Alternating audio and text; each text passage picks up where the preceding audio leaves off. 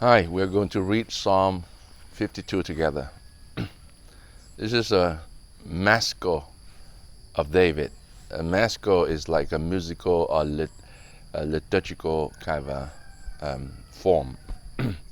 This is when the context when Doeg, the Edomite, came and told Saul, David has come to the house of Ahimelech.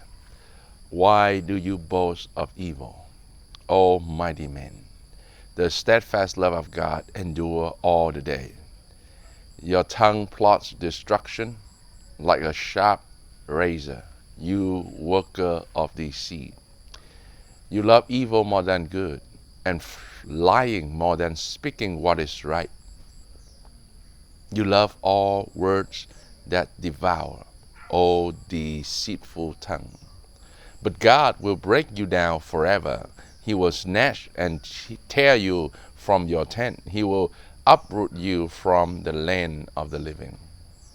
The righteous shall see and fear, and shall laugh at him, saying, See, the man who would not make God his refuge, but trusted in the abundance of his riches, and sought refuge in his own destruction. But I am like a green olive tree in the house of God. I trust in the steadfast love of God forever and ever. I will thank you forever because you have done it. I will wait for your name, for it is good in the presence of the godly. If you know the story, this is where David was on the run and came to the house of Ahimelech. And then Saul sent their guys, and then later on reported to Saul, and Saul ordered to kill the whole house.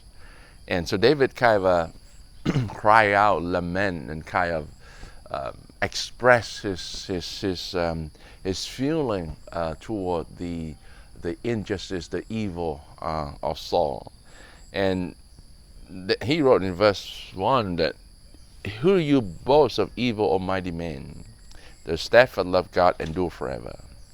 This is where David see that God's steadfast love will win ultimately, and whatever the evil, the wickedness that we face in the world, and we can say that to ourselves when we face evil, we just simply troublemaker. We can tell that to ourselves and to the people with us. God's steadfast love endure forever.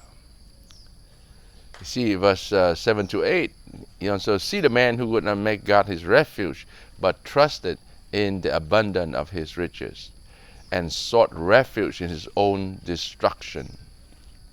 But here is David saying that if the man, anyone that who not make God his refuge, but trust in your own strength, your own wealthiness or riches, and take refuge. Here's the beauty. The irony of the phrasing is sought refuge in his own destruction. I mean, think about that. Sometimes we build houses and we thought we're being protected. We build a lot of so-called financial resources, and sometimes we trust in our strength, our own ability. And here David kind of understand that and express out, those who self-trusting is self-destruction. Just pause a minute and think. Well, if you and I trust ourselves or trust someone more than trusting God, we're likely to bring our own destruction. Trusting in God's steadfast love is like a green olive tree. Picture a green olive tree. A green olive tree in the house of God.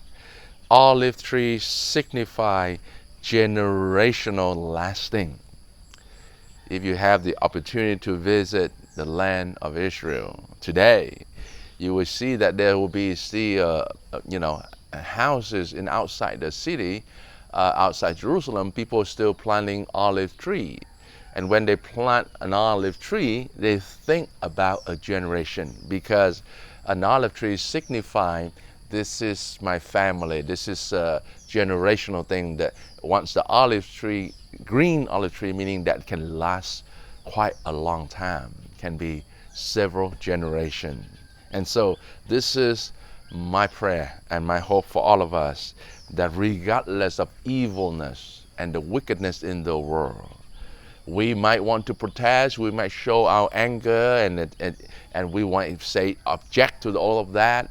But the psalmist here is that in the midst of evil, we cry out to God, and we say, your steadfast love will endure forever, Lord.